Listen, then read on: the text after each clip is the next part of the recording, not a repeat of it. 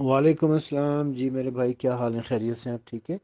آپ کا جو سوال ہے کہ شیعہ کا لفظ قرآن مجید میں کہاں کہاں پر آیا ہے، اور شیعہ کے معنی کیا ہیں، اور حدیث میں شیعہ کا کہاں کہاں ذکر ہے، اور شیعہ مسلک یا شیعہ مذہب کا وجود کب آیا تھا، یہ مختلف سوالات آپ نے شیعہ کے حوالے سے کیے ہیں، تو میں کوشش کرتا ہوں کہ اسی ایک ہی وائس میسج میں آپ کے تمام سوالات کا جواب دے سکوں۔ سب سے پہلے ہم شروع کریں گے قرآن مجید سے۔ قرآن مجید میں لفظ شیعہ متعدد مقامات پر آیا ہے، جن میں سے دو جو ہے نا وہ خاص طور پر قابل ذکر ہے۔ سورہ قصص میں، سورہ قصص کی آیت نمبر 15، آیت نمبر 15 میں اس ایک آیت میں دو مرتبہ لفظ شیعہ آیا ہے۔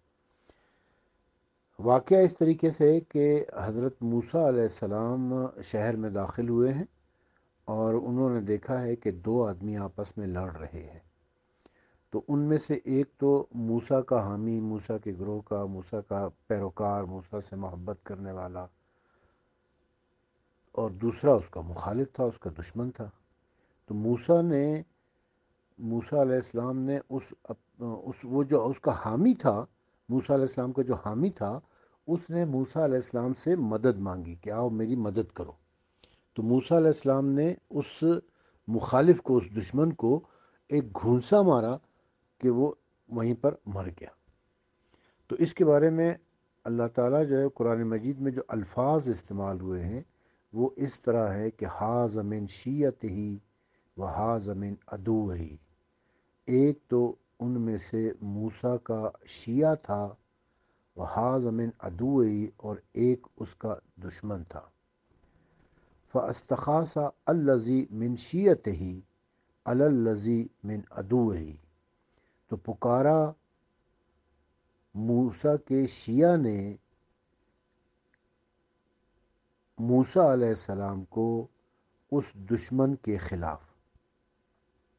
تو اس ایک آیت میں دو جگہ پر لفظ شیعہ استعمال ہوا ہے، اور دونوں جگہ پر موسیٰ علیہ السلام کے حامی کو، موسیٰ علیہ السلام کے دوست کو، موسیٰ علیہ السلام کے محب کو، موسیٰ علیہ السلام کی پارٹی کے، گروہ کے، جماعت کے آدمی کو جو ہے نا وہ شیعہ کہا گیا ہے۔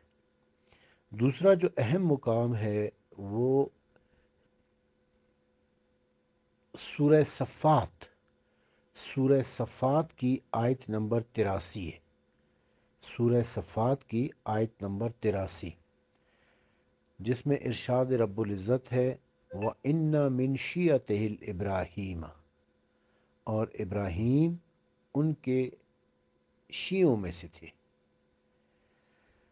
اب اس آیت سے پہلے چونکہ حضرت نوح علیہ السلام کا ذکر ہو رہا ہے، تو اس لیے عموماً تأثر یہ ملتا ہے، اور مفسرین کی اکثریت نے بھی یہی لکھا ہے کہ حضرت ابراہیم علیہ السلام حضرت نوح علیہ السلام کے شیعوں میں سے تھے، یعنی حضرت نوح علیہ السلام کے پیروکار تھے، ان کے ماننے والے تھے، ان کے عقائد کی پیروی کرنے والے تھے، ان کے نظریے کی پیروی، ان کی جماعت کے تھے، ان کی پارٹی کے تھے، وغیرہ وغیرہ، جو بھی لغوی معنی آپ دینا چاہیں لفظ شیعہ کے اس میں جاتے ہیں۔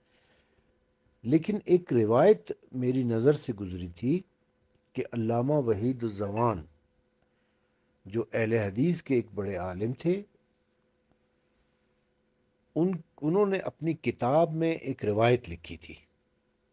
وہ لکھتے تھے کہ جب حضرت محمد مصطفیٰ صلی اللہ علیہ وآلہ وسلم معراج پر گئے تو انہوں نے دیکھا، عرش معلیٰ کے اوپر انہوں نے دیکھا کہ ایک قافلہ ہے، لوگ ہیں، بہت سارے لوگ ہیں قافلے کی صورت میں، وہ ایک سائڈ سے آ رہے ہیں اور وہ جنت کی طرف جا رہے ہیں، اور ان کے چہروں سے ایسا نور نکل رہا ہے۔ اس وقت تمام انبیاء آپ کے پاس موجود تھے، جب وہاں آپ نے عرش معلیٰ کے اوپر انبیاء کو نماز پڑھائی تھی۔ یہ اس وقت کی بات ہے کہ سارے انبیاء وہاں پر موجود تھے، اور انہوں نے دیکھا کہ ایک قافلہ جو جا رہا ہے۔ حضرت ابراہیم علیہ السلام اس وقت بالکل آپ کے ساتھ کھڑے ہوئے تھے۔ تو وہ چونکہ ابراہیم علیہ السلام آپ کے جد بھی ہیں، اس لیے وہ آپ کے قریب کھڑے ہوئے تھے۔ تو ابراہیم علیہ السلام نے جناب رسالت مآب صلی اللہ علیہ وآلہ وسلم سے پوچھا کہ یہ کون لوگ ہیں جو اتنے عزم کے ساتھ اور اتنے جلال کے ساتھ، اتنی عظمت کے ساتھ چلتے ہوئے جا رہے ہیں اور ان کے چہروں سے نور نکل رہا ہے۔ تو رسول اکرم صلی اللہ علیہ وآلہ وسلم نے فرمایا کہ یہ شیعان علی ہیں، یہ شیعان علی ہیں۔ اس پر حضرت ابراہیم علیہ السلام نے کہا کہ کاش میں بھی شیعان علی میں سے ہوتا۔ تو اس وقت رسول اکرم صلی اللہ علیہ وآلہ وسلم نے فرمایا وَإِنَّ مِن شِيَّتِهِ الْإِبْرَاهِيمَ، اور ابراہیم آپ ان کے شیعوں میں سے ہیں، کہ ابراہیم بھی ان کے شیعوں میں سے ہیں۔ تو اللہ تعالیٰ نے حکایت کے طور پر رسول اکرم صلی اللہ علیہ وآلہ وسلم کے یہ الفاظ قرآن مجید کی سورہ صفات کی آیت نمبر 83 میں بیان کیے۔ اچھا، قرآن کے بعد اب ہم حدیث کی طرف آ جاتے ہیں۔ حدیث میں تو متعدد احادیث ایسی موجود ہے۔ خود آپ نے بھی ایک قرآن مجید کی ایک آیت ہم خیر البریہ کی طرف متوجہ کیا ہے، جس کی تفسیر میں رسول اکرم صلی اللہ علیہ وآلہ وسلم نے فرمایا ہے کہ اے علی، تم اور تمہارے شیعہ خیر البریہ ہے، تم اور تمہارے شیعہ ہی کامیاب ہونے والے ہیں۔ اور ایک حدیث میں تو یہ الفاظ ہیں کہ یا علی انت و شیعتک ہم الفائزون، اے علی تم اور تمہارے شیعہ ہی کامیاب ہونے والے ہیں۔ اب یہ جو احادیث اس حوالے سے موجود ہیں، ان کی کچھ ریفرنسز میں آپ کی خدمت میں پیش کر دیتا ہوں۔ سب سے پہلے الصواعق المحرقہ، جس کا ذکر میں نے کل بھی کیا تھا کہ شیعوں کے خلاف لکھی جانے والی جو کتاب ہے، جو علامہ ابن حجر مکی نے لکھی ہے، الصواعق المحرقہ۔ الصواعق المحرقہ کا مطلب ہے جلانے والی بجلیاں، یعنی یہ کتاب بنیادی طور پہ شیعوں کے خلاف لکھی گئی ہے، لیکن اس کا مصنف مجبور ہوا ہے ان احادیث کو لکھنے پر کہ جو شیعوں کی فضیلت میں وارد ہوئی ہیں۔ وہ احادیث آپ ان میں پڑھ سکتے ہیں، میں ابھی آپ کے سامنے پیش کر دیتا ہوں۔ دوسری کتاب جو ہے وہ مناقب خوارزمی ہے۔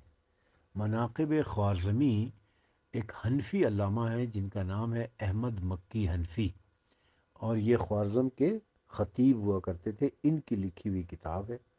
اس میں سے میں نے چند احادیث آپ کی خدمت میں پیش کیے۔ اس کے بعد علامہ صالح کشفی کی جو کتاب، محمد صالح کشفی کی کتاب ہے کوکب دری، کوکب دری سے جو ہے نا وہ کچھ احادیث میں آپ کی خدمت میں بھی پیش کر دیتا ہوں، اور آپ خود دیکھ لیں کہ ان میں جو اصل روایات ہے، عربی متن جو ہیں، اس میں لفظ شیعہ آیا ہوا ہے، لیکن بعض جگہ پر مترجمین نے شیعہ کا ترجمہ گروہ یا جماعت یا کچھ کر دیا، اس طریقے سے کر دیا ہے۔ وہ چونکہ اہل سنت ہیں ترجمہ کرنے والے، تو وہ کچھ نہ کچھ الفاظ میں ہیر پھیر کر دیا کرتے ہیں۔ یہ ان کی پرانی عادت ہے، خیانت کر دینا اور تحریف کر دینا وغیرہ وغیرہ۔ تو بہرحال یہ اس وقت قرآن اور حدیث سے جو ہے آپ کی خدمت میں پیش کرتے ہیں۔ باقی انشاءاللہ کہ تاریخی طور پر شیعہ کون ہیں، کہاں سے آئے ہیں، کیسے آئے ہیں، یہ پھر بیان کریں گے۔ بہت شکریہ آپ کا۔ وعلیکم السلام جی، مولا علی علیہ السلام مدد۔ دیکھیں، مجموعی طور پر بات تو اس کی صحیح ہے، قرآن مجید کی یہ آیت بھی موجود ہے، اور یہ چاہے کسی بھی موقع پر نازل ہوئی بھی ہو، تو لیکن اس کا مفہوم جو ہے وہ تو عمومی ہے، عمومی مفہوم ہوگا کہ فرقہ پرستی اللہ تعالیٰ کو کب پسند ہے، اور کیوں ہم کہیں گے کہ اللہ تعالیٰ کو فرقہ پرستی پسند ہے، یا ہم کب چاہیں گے کہ فرقہ پرستی ہو۔ اس کے علاوہ ایک آیت اور بھی ہے، وہ آتسموا بحبل اللہ جمیع ولا تفرقوا، اللہ کی رسی کو مضبوطی سے تھامے رکھو اور تفرقے میں نہ پڑو، فرقے فرقے مت ہو جاؤ۔ تو یہ بات تو مجموعی طور پہ ٹھیک ہے. اور پھر قرآن کی آیتیں، قرآن کی آیتوں کا جو شخص انکار کرتا ہے وہ کفر کرتا ہے، وہ تو کافر ہے، کفر کر دیتا ہے. وہ کسی ایک بھی آیت کا انکار کر دینا کفر ہے. دیکھیں نا ابھی قادیانی کیوں کافر ہے؟ ایک آیت کا انکار کر رہے وہ. ما کان محمد ابا احد من رجالکم ولکن رسول اللہ و خاتم النبیین. اس پوری آیت کا بھی نہیں کر رہے ہیں، صرف اس کے ایک جملے کا، ایک لفظ کا، ایک سینٹنس کا، ایک حصے کا انکار کر رہے ہیں، خاتم النبیین کا انکار کر رہے ہیں. تو وہ کافر ہو گئے. تو جو پوری آیت کا انکار کرے گا تو وہ کیسے مسلمان رہ سکتے ہیں؟ بات بالکل صحیح ہے کہ یہ فرقہ پرستی نہیں ہونی چاہیے. ہم نے کوئی فرقہ نہیں بنا رکھا ہے. شیعہ کوئی فرقہ نہیں ہے. شیعہ دین اسلام کی زندہ اور متحرک تفسیر کا نام ہے. شیعت تفسیر ہے اسلام کی. شیعت فرقہ نہیں ہے، شیعت ایک مذہب ہے، شیعت ایک کلچر ہے، شیعت ایک سوچ ہے، ایک مکتبہ فکر کا نام ہے. اور یہ شیعہ نہیں کہ شیعہ جو ہے وہ اب آگئے ہیں. یعنی آپ یہ کہیں گے کہ جی رسول اکرم کے بعد یا امام علی علیہ السلام کے دور میں یا امام حسین علیہ السلام کی شہادت کے بعد شیعہ وجود میں آئے. نہیں، ایسا نہیں ہے. آپ قرآن مجید کو پڑھ کر دیکھیں. وَإِنَّ مِن شِيَّتِهِ الْإِبْرَاهِيمَ، سورہ صفات میں اللہ تعالیٰ نے کیا فرمایا کہ ابراہیم بھی شیعوں میں سے تھے. وَإِنَّ مِن شِيَّتِهِ الْإِبْرَاهِيمَ، سورہ صفات کی آیت نمبر 83. سورہ صفات آیت نمبر 83. میں اس کا حوالہ دے چکا ہوں پہلے، میں ایک پورے وائس میسج میں بتا چکا ہوں کہ شیعہ کوئی فرقہ نہیں ہے. شیعہ کا ذکر قرآن میں بھی موجود ہے، شیعہ کا ذکر حدیث میں بھی موجود ہے. اچھا، قرآن مجید کی سورہ صفات آیت نمبر 83 میں وَإِنَّ مِن شِيَّتِهِ الْإِبْرَاهِيمَ، اور ابراہیم ان کے شیعوں میں سے تھے. پھر سورہ قصص میں، سورہ قصص کی آیت نمبر 15 میں لفظ شیعہ 2 مرتبہ استعمال ہوا ہے. حاذ من شیعتہ وحاذ من عدوہ فاستخاص الذی من شیعتہ علی الذی من عدوہ. ایک تو موسیٰ کے شیعوں میں سے تھا، دوسرا اس کا دشمن تھا، مخالف تھا. تو موسیٰ کے شیعہ نے موسیٰ سے مدد مانگی اپنے دشمن کے خلاف. ایک آیت میں 2 مرتبہ لفظ شیعہ آیا ہوا ہے، اور اس کے علاوہ بھی متعدد مقامات پر شیعہ کا لفظ آیا ہوا ہے. تو شیعہ کو آپ یہ نہ سمجھیں کہ جو ہے نا شیعہ یعنی رسول خدا کے بعد یا امام علی کے بعد یا امام حسین کے بعد وجود میں آئے، یا شیعہ کوئی فرقہ ہے. اسلام دین ہے، شیعت مذہب ہے. دین اور مذہب کا فرق سمجھنے کی کوشش کریں. ہمارا دین اسلام ہے، ہمارا مذہب شیعہ ہے. اس کے بعد جو باقی بنے ہیں یہ سب بعد کی پیداوار ہے. دیکھیں، اہل سنت والجماعت کی بنیاد کس نے رکھی ہے؟ معاویہ ابن ابو سفیان نے. اہل سنت والجماعت جو فرقہ ہے اس کی بنیاد معاویہ ابن ابو سفیان نے رکھی ہے.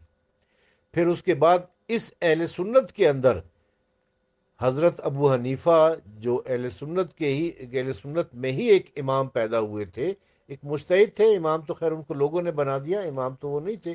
لیکن بہرحال انہوں نے جو ہے نا وہ ایک نئی فقہ ایجاد کی اور نیا فرقہ ایجاد کیا، اور اس کا نام حنفی ہو گیا.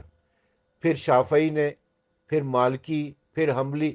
یہ سب اہل سنت کے اندر بنے ہیں. یہ اہل سنت کے اندر بنتے چلے گئے. یہ 4 فقہیں بن گئیں اہل سنت کے اندر. اہل سنت کی بنیاد کس نے رکھی؟ معاویہ ابن ابو سفیان نے. پھر اس کے بعد اسی کے پیروکاروں میں، یعنی اہل سنت جو تھے، اقتدار ان کے پاس تھا، حکومت ان کے پاس تھی، تعداد ان کی زیادہ تھی، ان کے اندر حنفی بنے، پھر مالکی بنے، پھر حنبلی بنے، پھر شافعی بنے. یہ 4 فرقے تو ان کے اندر پیدا ہوئے. پھر اس کے بعد ایک گیپ آ گیا. اور اس کے علاوہ اور بھی، یعنی معتزلہ ہے اور ماتوریدیہ ہے، اس قسم کے بنتے رہے، ختم ہوتے رہے، بنتے رہے، ختم ہوتے رہے. آخر جا کر جو ہے نا ابن تیمیہ نے جو ہے نا وہ ایک نظریہ اور پیش کیا، جس کو بعد میں پھر محمد بن عبد الوہاب نے باقاعدہ ایک فرقے کی شکل دی، اور وہ وہابی بن گئے. پھر اس کے بعد جب بر صغیر تک یہ لوگ پہنچے ہیں تو بر صغیر میں دیوبند کے شہر میں ایک مدرسہ بنا تو وہ دیوبندی بن گئے. بریلی کے شہر میں ایک مدرسہ بنا تو وہ بریلوی بن گئے. یہ جتنے بھی فرقے ہیں یہ سب بعد کی پیداوار ہے. ابھی دیوبندی کو تقریباً سوا سو سال ہوئے ہوں گے 120 یا 125 سال، زیادہ زیادہ 130 سال ہوئے ہوں گے۔ بریلوی فرقہ جو ہے اس کو بھی اتنے کوئی 5-10 سال کا فرق ہے دیوبندی اور بریلوی کے درمیان میں، یہ دونوں ایک دوسرے کی مخالفت میں بنے تھے۔ آپ قرآن مجید کو اٹھا کر دیکھیں، کیا بریلوی لفظ ہے اس میں؟ کیا دیوبندی ہے؟ کیا وہابی ہے؟ کیا حنفی ہے؟ کیا مالکی ہے؟ کیا شافعی ہے؟ کیا معتزلہ ہے؟ کیا ماتریدیہ ہے؟ کوئی اور کیا شعریہ ہے؟ یہ جتنے بھی فرقے اہل سنت کے اندر موجود ہیں یا تھے، کتنے بنے اور ختم ہو گئے، یہ سارے کے سارے فرقے جو ہے یہ بعد کی پیداوار ہے۔ یہ ہے فرقے۔ شیعت کو آپ فرقوں میں نہ شمار کریں، شیعت اسلام کی زندہ اور متحرک تفسیر ہے۔ دین ہمارا اسلام ہے، مذہب ہمارا شیعت ہے۔ اب دین اور مذہب میں کیا فرق ہے، اس کو تھوڑا سا غور سے سمجھنے کی ضرورت ہے۔ دین ہے نظام حیات، نظام حیات، زندگی کیسے گزارنی ہے۔ اس میں معاشیات بھی شامل ہے، معاشرت بھی شامل ہے، عمرانیات بھی شامل ہے۔ اس میں آپ کا مختلف شعبے اس کے اندر موجود ہوتے ہیں۔ یعنی آپ فائنینشل سسٹم کہاں سے لیں گے، اسلام آپ کو دے گا۔ آپ نے معاشرہ کیسے تشکیل دینا ہے، عمرانیات کیا ہوں گی، یہ ساری چیزیں آپ کو اسلام بتائے گا۔ اسی اسلام کے اندر ایک چیز ہے مذہب۔ مذہب کیا ہے؟ نظام عقائد و عبادات۔ عقیدہ کیا ہوگا، عبادت کس طرح کرنی ہے اللہ تعالیٰ کی، یہ مذہب ہے۔ نظام عقائد و نظام عبادت کو مذہب کہتے ہیں، اور دین نظام حیات کو کہتے ہیں، پوری زندگی کو۔ پوری زندگی آپ نے کیسے گزارنی ہے، اس کے اندر تمام سسٹمز آ جاتے ہیں۔ تو اسلام ہمارا دین ہے، شیعت ہمارا مذہب ہے۔ اسی کو ہم امامیہ مذہب بھی کہتے ہیں، اسی کو جعفریہ مذہب بھی کہتے ہیں، اور اسی کو اہل بیت کا مذہب بھی کہتے ہیں، کیونکہ یہ جو نظام عقائد ہے، یہ جو نظام عبادات ہے، یہ محمد اور آل محمد صلی اللہ علیہ وآلہ وسلم نے ہمیں بتا رکھا ہے۔ اور ہم وَآتَصِمُوا بِحَبْلِ اللَّهِ جَمِيعًا وَلَا تَفَرَّقُوا والی آیت کے اوپر قائم ہے۔ کیا فرمایا اللہ تعالیٰ نے؟ اللہ کی رسی کو مضبوطی سے تھامے رکھو اور تفرقے میں نہ پڑو۔ اللہ کی رسی کیا ہے؟ یہ تو نہیں کہ آسمان سے کوئی رسی لٹکی ہوئی ہے جس کو آپ نے تھام لینا ہے، پکڑ لینا ہے اپنے۔ اللہ کی رسی کیا ہے؟ محمد اور آل محمد۔ اس آیت کی تفسیر میں ہمارے پاس دلائل موجود ہیں، تفاسیر موجود ہیں، حدیثیں موجود ہیں کہ رسول اکرم صلی اللہ علیہ وآلہ وسلم نے فرمایا کہ یہ جو اللہ نے کہا ہے کہ اللہ کی رسی کو مضبوطی سے تھامے رکھو، تو اللہ کی رسی ہم محمد اور آل محمد ہیں۔ ہمیں پکڑ لو، ہمارے دامن کو پکڑ لو۔ جس نے ہمارے دامن کو پکڑ لیا بس وہ کامیاب اور کامران ہو جائے گا، دنیا میں بھی اور آخرت میں بھی۔ اور حدیث رسول اکرم صلی اللہ علیہ وآلہ وسلم کی موجود ہے، حدیث ثقلین، میں تم میں 2 گراں قدر چیزیں چھوڑ کے جا رہا ہوں، اللہ کی کتاب اور میری اہل بیت۔ اگر تم نے ان کا دامن تھام کے رکھا تو تم کبھی گمراہ نہیں ہوگے۔ یہ دونوں ایک دوسرے سے جدا نہیں ہوں گی یہاں تک کہ حوض کوثر پر مجھ سے ملے۔ دیکھو خبردار ان سے آگے نکلنے کی کوشش نہ کرنا، ان کے پیچھے پیچھے چلنا، یہی صراط مستقیم ہے۔ اب محمد اور آل محمد کا دامن تھامنا ہے، اہل بیت کا دامن تھامنا ہے، قرآن کا دامن تھامنا ہے۔ اگر آپ نے قرآن اور اہل بیت کو پکڑ لیا تو پھر آپ گمراہ نہیں ہوں گے، اور اگر آپ نے ان دونوں میں سے کسی ایک کو بھی چھوڑ دیا تو پھر آپ گمراہ ہو جائیں گے۔ اور یہ بات کلیئر کٹ ہے، روز روشن کی طرح واضح ہے کہ اہل سنت کے جتنے بھی فرقے موجود ہیں، جتنے بھی فرقے اہل سنت کے موجود ہیں، ان سب نے اہل بیت کو چھوڑا ہوا ہے۔ بلکہ نہ صرف یہ کہ چھوڑا ہوا ہے، مارا ہے، ان کو قتل کیا ہے، ظلم کیے ان کے اوپر، ان کو ذبح کیا ہے، ان کی لاشوں کے اوپر گھوڑے دوڑائے ہیں، ان کے سر کاٹ کے نیزوں پر چڑھائے ہیں، ان کی عورتوں کو رسیوں میں باندھ کے بازاروں اور درباروں میں پھرایا ہے۔ یہ سب اہل سنت نے کیا ہے، یہ سب معاویہ اور اس کی اولاد نے کیا ہے، یزید پلیت نے کیا ہوا ہے۔ اور آج بھی اہل سنت جو مذاق اڑا رہے ہیں ان کا، جو اہل بیت سے محبت کرتے ہیں، قتل کر رہے ہیں ان کو جو اہل بیت سے محبت کرتے ہیں، نفرت کرتے ہیں ان سے جو اہل بیت سے محبت کرتے ہیں۔ ہم اہل سنت کو اپنا بھائی کہتے ہیں، لیکن کبھی اہل سنت نے ہمیں اپنا بھائی نہیں کہا، وہ ہمیشہ ہم سے نفرت کا اظہار کرتے ہیں۔ ہم کہتے ہیں شیعہ سنی بھائی بھائی، کبھی کسی سنی نے نہیں کہا کہ شیعہ ہمارا بھائی ہے۔ تو یہ فرقہ بندی جو ہے، فرقہ پرستی جو ہے، یہ لعنت صرف اہل سنت کے اندر موجود ہے، اور اہل سنت کے اندر فرقے در فرقے در فرقے در فرقے بنتے چلے جا رہے ہیں۔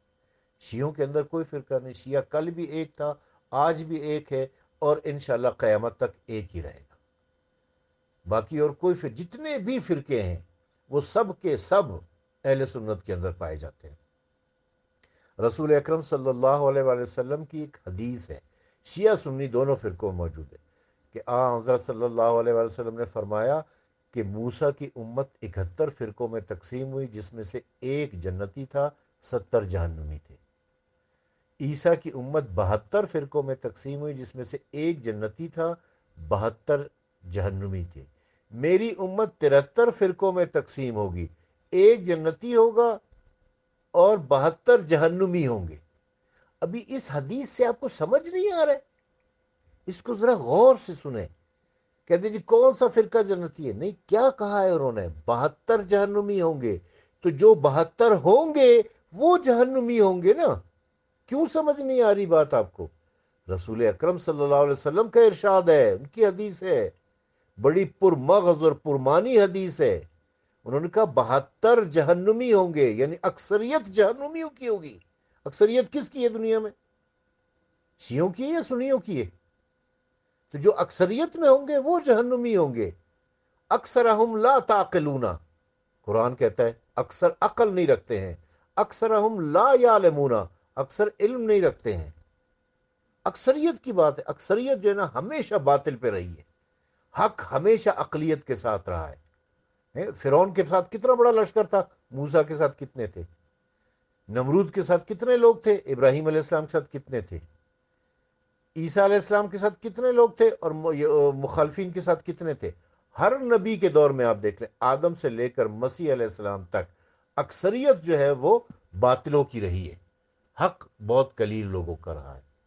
تمام انبیاء کے ساتھ جو ساتھ دینے والے لوگ تھے وہ قلیل تھے۔ یہی حال امت محمدیہ میں ہے کہ رسول اکرم صلی اللہ علیہ وآلہ وسلم کی امت میں جو مخلص لوگ تھے وہ تھوڑے سے تھے، قلیل تھے، وہ اکثریت جو تھی وہ گمراہوں کی تھی۔ آج بھی یہی صورتحال ہے۔ رسول اللہ کی یہ حدیث کہ 72 جہنمی ہوں گے، کیا مطلب ہے؟ سمجھ نہیں آ رہی ہے آپ کو؟ جو 72 ہوں گے وہ جہنمی ہوں گے نا۔ ابھی آپ گننا شروع کرو اپنے اندر فرقے، دیوبندی بھی سننی ہے، بریلوی بھی سننی ہے، حنفی بھی سننی ہے، مالکی بھی سننی ہے، شافعی بھی سننی ہے، حنبلی بھی سننی ہے، وہابی بھی سننی ہے، اور ماتریدیہ بھی سننی ہے، معتزلہ بھی سننی ہے، شاریہ بھی سننی ہے، مہدوی بھی سننی ہے، فلانا بھی سننی، اتنے سنیوں کے فرقے۔ ہم تو چونکہ پاکستان اور انڈیا میں رہتے ہیں تو ہمیں یہاں پر یہ 4 5 8 10 فرقے نظر آ رہے ہوتے ہیں۔ آپ ذرا افریقہ میں جا کر دیکھیں نا کیا حالت ہے، آپ ذرا عرب میں جا کے دیکھیں نا کیا حالت ہے، جہاں مسلمانوں کی اکثریت ہے افریقہ میں، وہاں جا کے دیکھیں کتنے فرقے ہیں۔ اتنے تقسیم ہو چکے ہیں، اہل سنت جو ہے سنی اتنے تقسیم ہو گئے، تقسیم در تقسیم در تقسیم در تقسیم ہوتے چلے جاتے ہیں۔ بس کوئی قادری ہے، کوئی سہروردی ہے، کوئی نقشبندی ہے، کوئی کیا ہے، کوئی کیا ہے، فرقے پر فرقے پہ فرقے پہ فرقے بنتے چلے جا رہے ہیں۔ تو کیا یہ 72 فرقے بنیں گے، اور 72 کے 72 جہنم میں جائیں گے، اور بنیں گے سارے ادھری۔ الحمدللہ رب العالمین۔ اہل تشیع جو ہیں، شیعہ جو ہیں، امامیہ جو ہیں، جعفریہ جو ہیں، مذہب اہل بیت کے پیروکار جو ہیں، وہ کل بھی ایک تھے، آج بھی ایک ہیں، قیامت تک ایک رہیں گے۔ تو وہ ایک جو جنتی ہیں، اور ان کے بارے میں رسول اکرم صلی اللہ علیہ وسلم کی حدیث موجود ہے، یا علی انت وشیتک هم الفائزون، اے علی تم اور تمہارے شیعہ ہی کامیاب ہوں گے۔ اور یہ کامیابی سے مراد آخرت کی کامیابی ہے، دنیا کی کامیابی نہیں ہے۔ دنیا میں تو ظاہراً تو اہل سنت کامیاب ہے، حکومت ان کے ہاتھ میں ہے، اقتدار ان کے ہاتھ میں ہے، ڈنڈا ان کے ہاتھ میں ہے، کتابیں ان کی زیادہ ہیں، ٹی وی چینل ان کے زیادہ ہیں، اخبار ان کے زیادہ ہیں، پروپوگنڈا ان کا زیادہ ہے، سب کچھ ان کے ہاتھ میں یہاں پر۔ تو دنیاوی کامیابی کامیابی نہیں ہوتی ہے، ورنہ تو یزید کامیاب ہو گیا تھا، پھر اقتدار تو اس کے ہاتھ میں تھا۔ لیکن ہم نے دیکھ لیا کہ یزید آج گالی بنا ہوا ہے، حسین آج حق کی علامت ہے۔ حسین 72 لوگوں پر مشتمل تھا، یزید 30,000 کا لشکر لے کر آیا تھا۔ کثرت کس کے ساتھ تھی؟ قلت کس کے ساتھ تھی؟ قلت حق پر تھی، کثرت باطل پر تھی۔ تو اکثریت جو ہے وہ ہمیشہ باطل پر رہی ہے، یہی تاریخ انسانیت ہے۔ آدم علیہ السلام سے اٹھا کر دیکھ لیں آج تک، اور آج سے قیامت تک بھی یہی ہوگا۔ جب تک امام مہدی علیہ السلام کا ظہور نہیں ہوتا ہے اس وقت تک اکثریت باطلوں کی رہے گی۔ جو اکثریت میں ہوں گے وہی باطل ہوں گے، جو باطل ہوں گے وہی اکثریت میں ہوں گے۔ حق پرستوں کی قلت رہے گی، اقلیت میں رہیں گے، تعداد ان کی کم ہوگی۔ ماضی میں بھی ایسا ہوتا رہا ہے اور آئب بھی ایسے ہی ہوگا، اور امام زمانہ کے ظہور تک ایسے ہی ہوتا رہے گا۔ تو فرقہ پرستی لعنت ہے، اور یہ لعنت ہمارے مخالفین کے اندر ہے، ہمارے اندر نہیں ہے۔ اس میں کوئی شک نہیں ہے کہ فرقہ پرستی لعنت ہے۔ ہم اس آیت کی جو یہ ہمارے بھائی نے پیش کی ہے اس کو بھی ہم سلام کرتے ہیں دونوں ہاتھوں سے، اور اس کے علاوہ جو آیت نہیں پیش کی ہے وہ میں بتا رہا ہوں کہ وَاعْتَصِمُوا بِحَبْلِ اللَّهِ جَمِيعًا وَلَا تَفَرَّقُوا۔ یہ آیت بھی ہے۔ ہم فرقہ واریت پر لعنت بھیجتے ہیں، فرقہ واریت کی مذمت کرتے ہیں، اور شیعت کو آئندہ کبھی بھی فرقہ نہ کہنا۔ شیعت فرقہ نہیں ہے، فرقے آپ لوگوں کے اندر ہیں۔